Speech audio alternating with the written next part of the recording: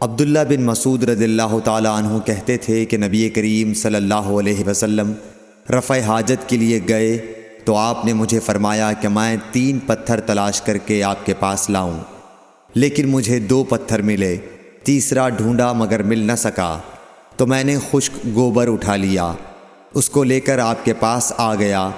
آپ نے پتھر تو لے لیے مگر گوبر پھینک دیا اور فرمایا یہ خود ناپاک ہے۔ صحیح بخاری حدیث نمبر 156۔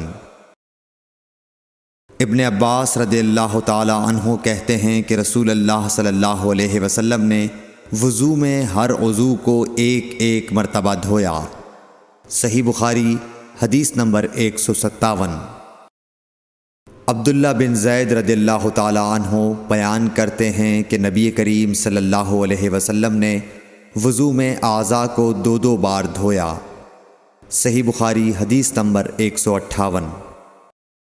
حضرت عثمان بن عفان رضی اللہ تعالی عنہ نے پانی کا برتن مانگا اور لے کر پہلے اپنی ہتھیلیوں پر 3 مرتبہ پانی ڈالا، پھر انہیں دھویا۔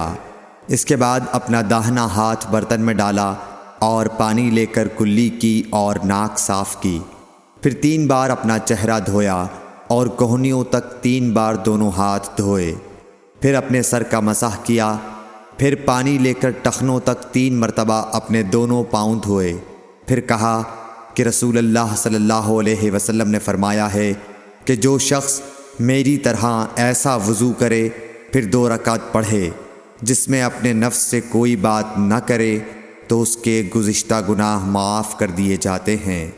صحیح بخاری حدیث نمبر 159۔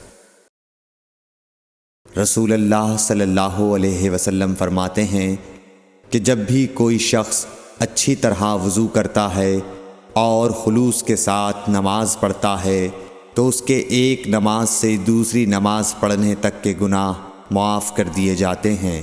صحیح بخاری حدیث نمبر 160۔